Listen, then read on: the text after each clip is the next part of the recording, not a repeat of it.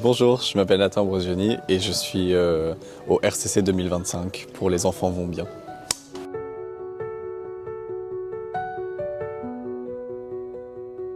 Bah ouais, ça a une valeur toute particulière parce que c'est là que j'ai grandi. C'est là que j'ai tourné mes 2 premiers films, c'est dans cette région. Et celui-là n'a pas été tourné ici, mais les 2 premiers, je les avais pas présentés au RCC. Donc voilà, il y a quelque chose d'assez joli. Puis effectivement, moi j'étais venu il y a 10 ans tout pile en tant que lycéen. Donc c'est en même temps un peu étrange le temps qui passe, m'angoisse pas mal. Moi je suis pas très partisan de ce truc de d'accélération de la vie, mais en même temps je suis trop heureux. Les gens sont trop sympas. Ça m'intimide beaucoup les projections avec les lycéens.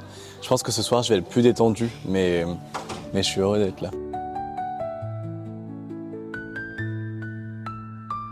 Bah non, mais c'est trop chouette, franchement, quand le film il est reconnu par un jury quelconque ou que ce soit le public, ça fait toujours extrêmement plaisir.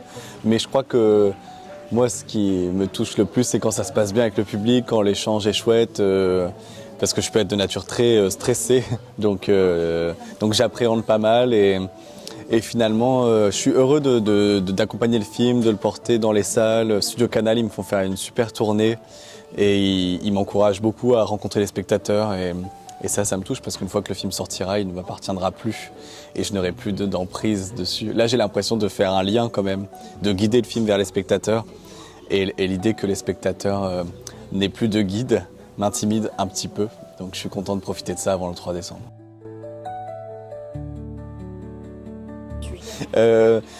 Ça m'est venu voilà, c'est en 2019 que j'apprends qu'on a le droit de disparaître en France et ça ne me quitte pas. En fait, je prends énormément de notes sur mon téléphone, je me renseigne, je regarde des témoignages. Il y a beaucoup de témoignages sur Internet de gens qui restent et c'est ce que je disais dans la salle. En fait, le mystère n'a fait que s'épaissir alors que je n'avais l'impression que de me renseigner.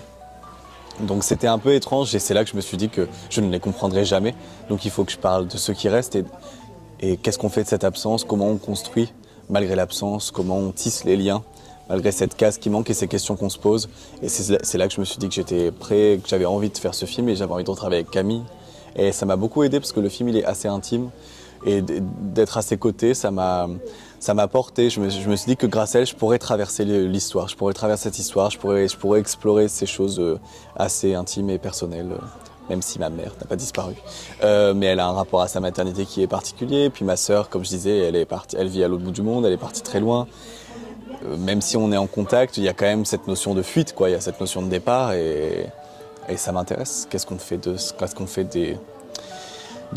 la fatalité de ce lien familial?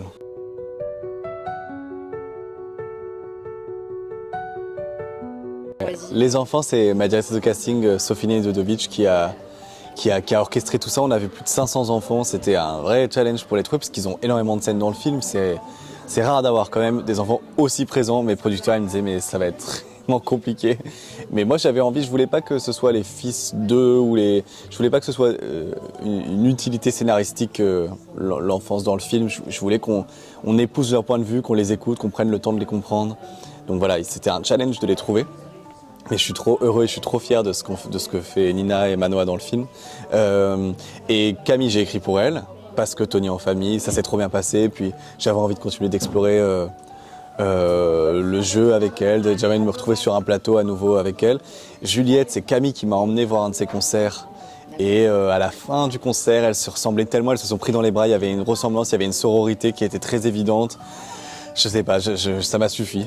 J'en ai fait une blague, j'ai dit mais il faut que vous jouiez des sœurs dans des films et j'étais en train d'écrire ce film et en fait la blague s'est transformée en réalité et j'en suis trop ravi parce que Juliette a apporté une profondeur à son personnage que je ne soupçonnais pas. C'est une grande actrice et Monia, j'adore ses films en tant que réalisatrice, elle m'impressionne beaucoup et elle me fascine et Simple comme Sylvain, j'ai trouvé ça brillant et voilà, je me suis dit que je savais qu'elle était actrice aussi et je me disais que ce serait intéressant d'avoir une réalisatrice dans le film, que le film se compose d'une actrice, d'une chanteuse, d'une réalisatrice, ça me plaisait. La pluralité de leurs talents qui allaient se rencontrer dans le film.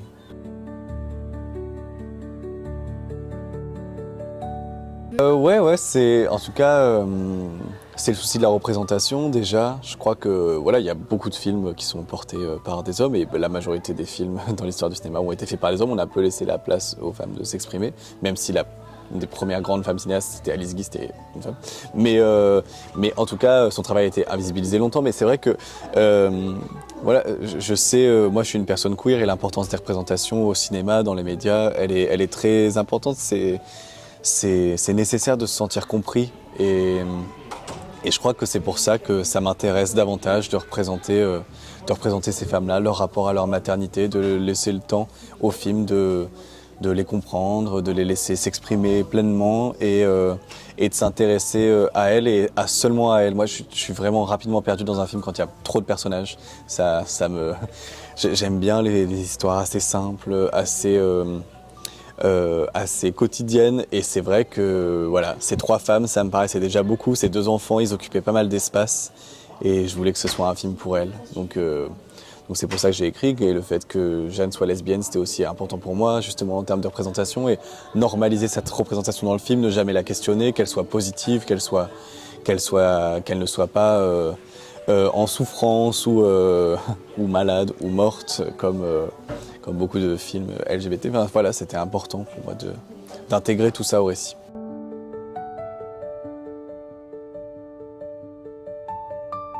C'est vrai que j'aime que le spectateur soit assez actif de son visionnage et j'aime lui laisser l'espace de se questionner. En tout cas, moi, c'est ce qui me plaît beaucoup en tant que spectateur, c'est quand je me sens inclus dans le récit et qu'on me donne pas toutes les clés, toutes les réponses. Et j'avais envie, et c'est un film sur un sujet qui m'est encore mystérieux, enfin qui me l'est toujours, malgré toutes les infos que j'ai pu emmagasiner sur les disparitions volontaires, malgré tous les gens que j'ai rencontrés, tous les témoignages que j'ai écoutés.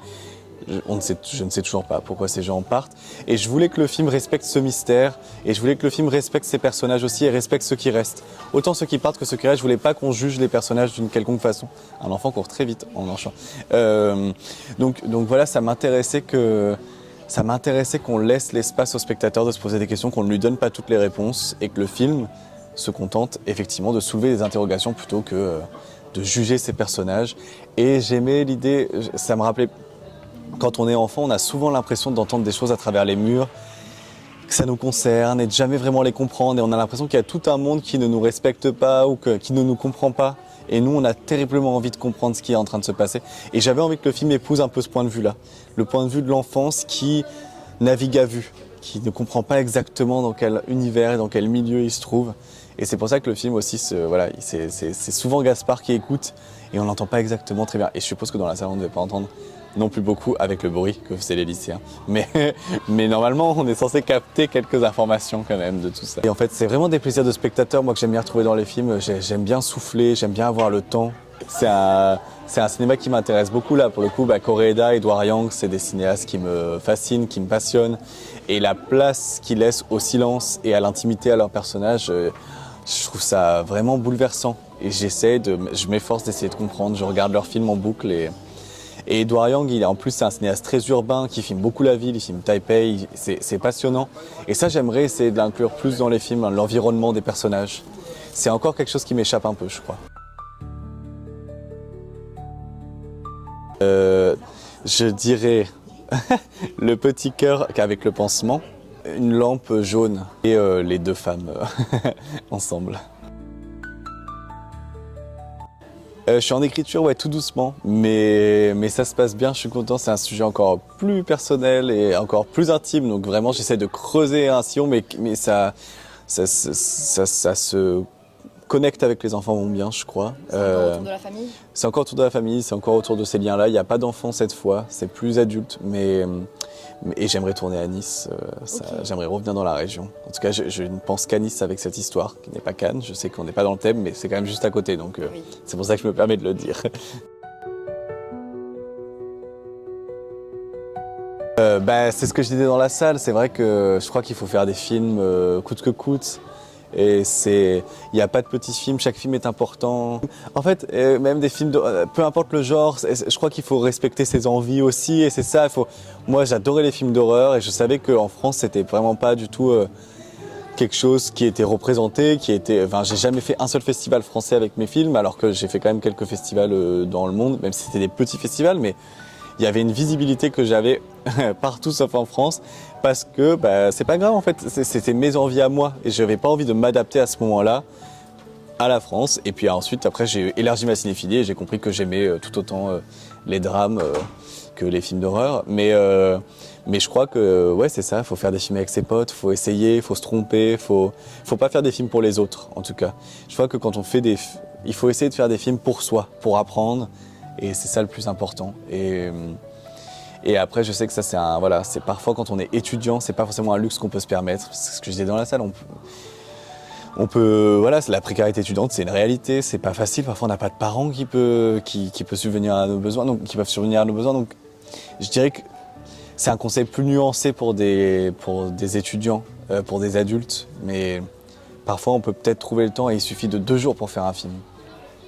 Il suffit même de 24 heures parfois pour essayer quelque chose. Et franchement, même un film d'1 minute, comprendre où placer sa caméra pour raconter une histoire en 1 minute, c'est déjà pour moi une grande étape.